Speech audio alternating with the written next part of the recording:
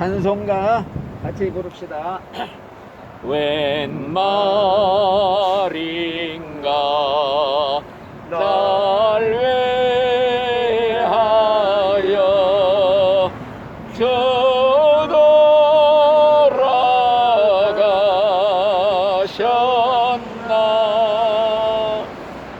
이 벌레가 날 위해 근혜 받으셨나. 아멘. 성경은 마태복음 18장 21절부터 내가 읽어 드리겠습니다. 그때에 베드로가 나와 이르되 주여, 형제가 내게 죄를 범하면 몇 번이나 용서하여 주리이까? 7번까지 하오리이까? 예수께서 이르시되 네게 이르노니 7번뿐 아니라 70번을 7번까지라도 할지니라. 그러므로 천국은 그 종들과 결산하려 하던 어떤 임금과 같으니, 결산할 때에 10,000달란트 빚진 자 하나를 데려오매 갚을 것이 없는지라. 주인이 명하여 그 몸과 아내와 자식들과 모든 소유를 다 팔아 갖게 하라 하니, 그 종이 엎드려 절하며 이르되 내게 참으소서, 다 갚으리이다 하거늘 그 종의 주인이 불쌍히 여겨 놓아 보내며 그 빚을 탕감하여 주었더니, 그 종이 나가서 자기에게 100데나리온 빚진 동료 한 사람을 만나 붙들어 목을 잡고 이르되 빚을 갚으라 하매, 그 동료가 엎드려 간구하여 이르되 나에게 참아 주소서, 갚으리이다 하되 허락하지 아니하고, 이에 가서 그가 빚을 갚도록 옥에 가두거늘 그 동료들이 그것을 보고 몹시 딱하게 여겨 주인에게 가서 그 일을 다 알리니, 이에 주인이 그를 불러다가 말하되 악한 종아, 네가 빌기에 내가 네 빚을 전부 탕감하여 주었거늘 내가 너를 불쌍히 여김과 같이 너도 내 동료를 불쌍히 여김이 마땅하지 아니하냐 하고, 주인이 노하여 그 빚을 다 갚도록 그를 옥졸들에게 넘기니라. 너희가 각각 마음으로부터 형제를 용서하지 아니하면 나의 하늘 아버지께서도 너희에게 이와 같이 하시리라. 아멘. 오늘은 너희가 중심으로 네 형제를 용서하지 아니하면 하나님도 네 죄를 용서하지 아니하리라. 이 말씀을 말씀드릴 때에 오늘도 여러분들이 이해하려고 내가 그림까지 또 그려가지고 찾아왔습니다. 자, 그림을 보면서 알기 쉽게 설명을 드리도록 하겠습니다. 예수님의 제자 중에 베드로라는 제자가 있어요. 그 베드로가 예수님께 물어봤어요. 예수님, 내 형제가 내게 죄를 지으면 몇 번이나 용서해 줘야 합니까? 7번까지 용서할까요? 그렇게 물었더니 예수님이 하시는 말씀이 7번이 뭐냐? 70번씩 7번이라도 용서해 줘라. 이게 70번씩 7번이면 490번인데 490번만 용서해 주라는 말이 아니에요. 끝없이 용서해 줘라. 예? 죽을 때까지 용서해 줘라. 무슨 죄를 지었든지 다 용서해 줘라 하는 이런 뜻을 여기에 설명을 한 것입니다. 끝없이 죽을 때까지 용서해 주어라. 그러면서 우리에게 주시는 말씀이 뭐냐? 우리가 죽어 지옥 갈 죄를 다 용서받았는데 너는 네 형제가 조금 죄졌다고 용서 못 해준다 하고 그러면은 하나님도 너 용서 안 하고 지옥 보낸다, 이런 뜻이에요. 아시겠죠? 자, 그래가지고 쉽게 얘기를 해 주었어요. 임금님한테 빚진 종이 있었어요. 예, 임금님에게 그의 종 시나가 1만 달란트의 빚을 줬대요. 1만 달란트가 얼마인지는 모르지만 무지무지하게 큰 돈이에요. 예를 들어서 한 10억쯤이라고 생각해요. 10억쯤 돈을 빚을 줬다는 거예요. 그래서 빚을 갚아라 그랬더니 아이고 임금님, 주인님 참아주세요. 아, 내 부인도 자식도 다 재산도 팔아서 갚아라. 아이고 참아주세요 하면서 빌었어요, 싹싹. 그랬더니 이 임금님이 불쌍히 여겨서 다 탕감해 줬대요. 다 탕감해 주고서 빚을 받은 걸로 다 탕감해 줬다는 거예요. 그랬더니 종이 기뻐 가지고 집으로 가다가 누구를 만나냐? 자기 친구를 만난 거예요. 자기한테 빚을 졌는데 100데나리온, 요건 조그만 돈이에요. 예를 들어서 뭐 한 1000만 원인지 100만 원인지 그렇게 빚을 전 거예요. 빚을 갚아라 그랬더니 아이고 조금만 참아주십시오. 내중에 갚겠습니다. 사정을 하고 비는데 이게 받아낸다고 그를 갖다가 집어넣은 거예요. 감옥소에 집어넣고서 빚을 갚을 때까지 고소해서 감옥소에 집어넣었단 말이에요. 그러니까 옆에서 이 광경을 보던 또 다른 친구가 민망하게 생각을 한 거예요. 아주 딱하게 생각을 했죠. 예? 딱하게 생각을 했어요. 돈을 갚지 못하자 그를 고발해서 재판소에 넘겨 감옥에 넣어버려서 이걸 본 다른 친구가 곧바로 가서 임금님한테 다 일러 바쳤어요. 여차 하고 다 일러 바치니까 그 소리를 들은 임금이 대단히 노한 거예요. 노해가지고 그 종을 다시 불러다가 하는 말이 뭐라고 그랬느냐? 야 이놈아, 내가 싹싹 빌기에 다 용서해 주었는데 너는 내 친구를 용서하지 않았으니 나도 너를 용서하지 못하겠노라. 1만 달란트 다 갚기 전에는 감옥소에서 못 나온다 하고 그를 다시 집어쳐 넣었다는 이 얘기가 예수님이 직접 해주신 말씀이에요. 이 뜻이 무엇이냐? 예, 내가 하나님께 지은 죄는요, 죄의 빚이지요. 죄의 빚. 1만 달란트, 뭐 100억인지 뭐 10억인지 몰라지만은 평생 갚아도 갚지 못하는 거예요. 감옥소에 들어가서 영원히 지옥불 속에 들어가서 영원히 있어도 못 갚을 이 죄의 빚을 우리가 졌는데 하나님께서, 이 임금님이 하나님께서 불쌍히 여겨서 다 탕감해 줬다. 어떻게 탕감해 줬느냐? 예수님을 대신 빚을 갚게 한 거예요. 예수님이 대신 빚을 청산해 줬어요. 십자가에서 피 흘려 돌아가실 때 그 흘린 피값이 죄를 청산하는 빚을 갚는 거예요. 그래서 우리 죄의 빚은 예수님이 다 갚아주셨다는 거예요. 그렇기 때문에 이 1만 달란트 지옥 갈 죄의 빚을 용서받은 우리 진짜 구원받은 신자라면요, 나한테 죄 지은 사람 다 용서해 줘야 돼요. 용서 못 해주겠다 하고 거절하면은 하나님도 네 죄 용서 못 하겠노라 지옥 보낸다는 거예요. 그래서 하나님의 예수님 말씀이 내가 중심으로 네 형제를 용서해 주지 않으면 하나님도 네 죄 용서하지 않는다, 지옥 보낸다, 이 말씀이에요.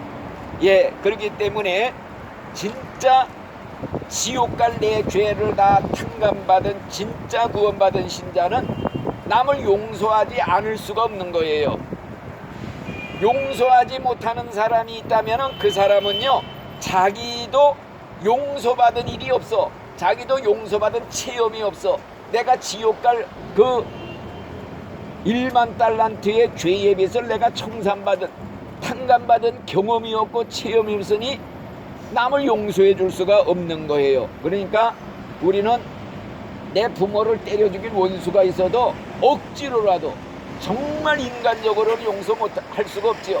그래도 네가 용서 안 하면 나도 네 죄 용서 못하겠다 하는 이 하나님의 말씀이 이게 얼마나 무서워요. 억지로라도 용서를 해야 된다는 이 말씀이 성경의 법칙이에요. 옛날에 영국의 유명한 웨슬리라는 목사님이 있어요. 그 목사님네 교회에 서로 둘이 원수 맺고 사는 그런 신자들이 있었어요. 그래서 빨리 서로 화해하시오 하고 밤낮 권면을 해도 듣지를 않아. 내가 다른 사람 죄는 다 용서해줘도 그놈의 죄만큼은 절대 용서할 수가 없습니다. 이렇게 늘 얘기를 해요. 그러니까 그 목사님이 하는 말이, 당신이 그 사람의 죄를 용서해 줄 수 없다면은 매일 예배 드릴 때 주기도 하잖아요. 주기도면 그 성경에 저 찬송가에 있는데 주기도 할 때 말을 바꿔서 해야 됩니다. 주기도에 뭐라 그러냐, 우리가 우리에게 죄 지은 사람의 죄를 용서해 준 것 같이 하나님도 저희들의 죄를 용서해 주시옵소서. 우리 주기도 이제 그 찾아보세요. 내가 나한테 죄 진 사람의 죄를 내가 용서해 준 것 같이 하나님도 내 죄를 용서해 주시옵소서. 이런 기도 매일 예배 드리기 때리기 시작할 때 주기도를 하거든요. 당신은 이 주기도 할 수가 없으니 말을 바꿔서 기도하십시오. 주여, 내가 남의 죄를 용서해 주지 않은 것 같이 하나님도 내 죄 용서해 주지 마시옵소서. 이렇게 바꿔서 기도하시오 그랬다는 거예요. 예? 이 예수님이 가르친 주기도를 예배 때마다 드리려면은 원수를 용서해야 드릴 수가 있는 기도예요. 그래서 우리는 이 말씀을 실천한 신자들이 굉장히 많은데, 그 중에 지난번에도 얘기했지만 유명한 손양원이라는 목사님이 있어요. 이 목사님이 그 아들이 둘이 있는데, 옛날 공산 폭도들이 여수 순천 반란 사건이 있었어요.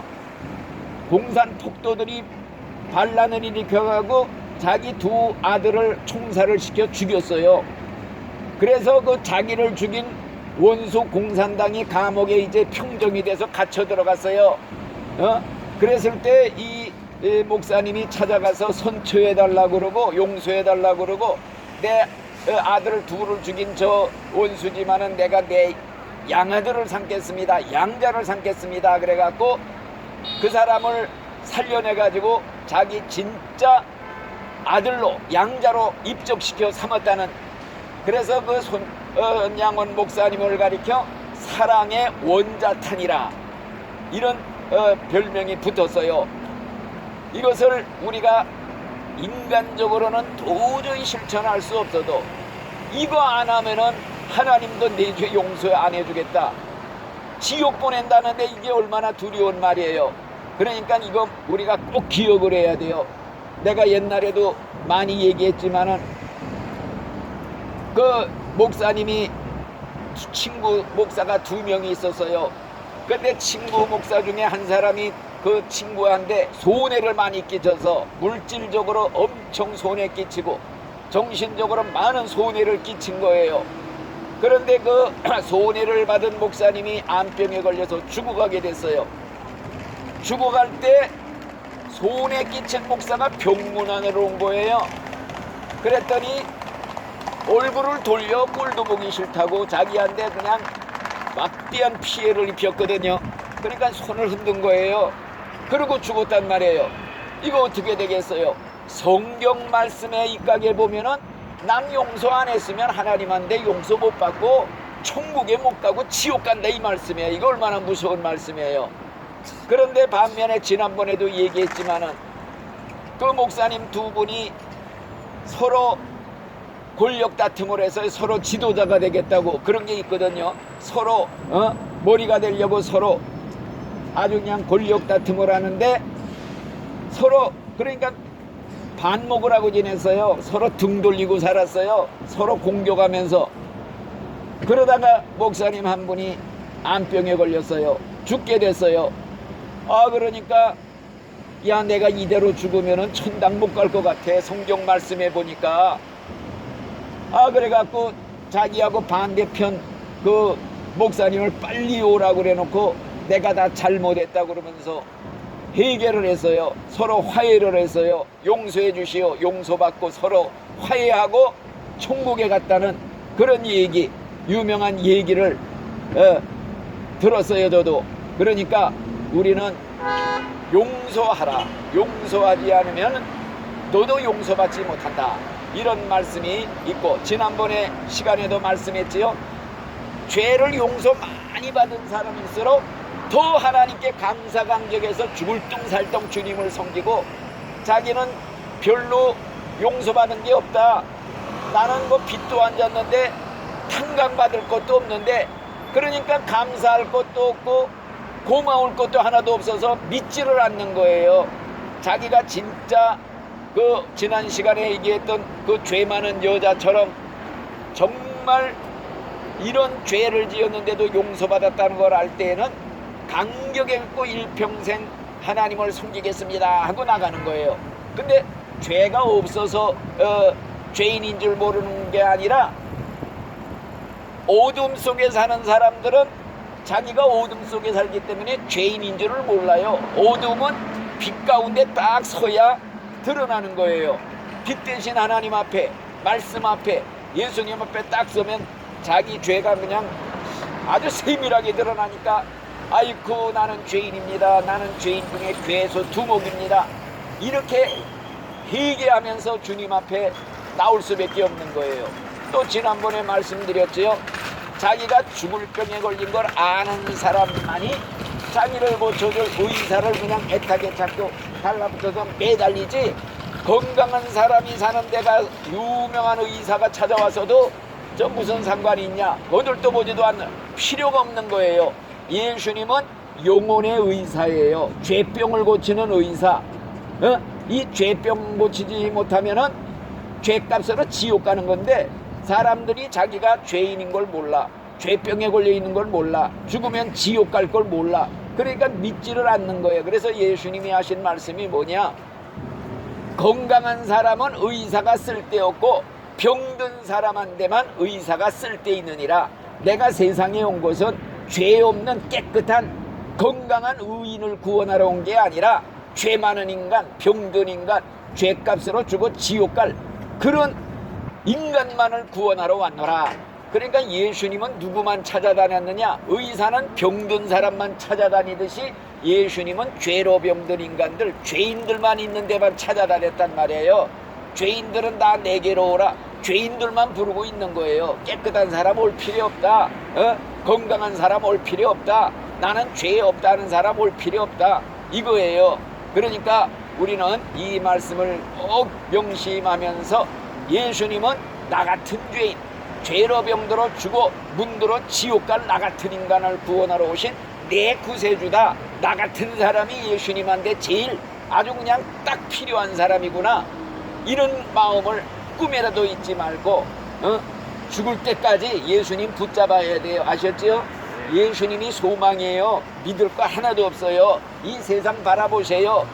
말세가 다 됐어요. 그리고 세상 이거 다 허상이에요. 허상. 신기루예요. 눈을 떠도 감아도 이거 다 헛거란 말이에요.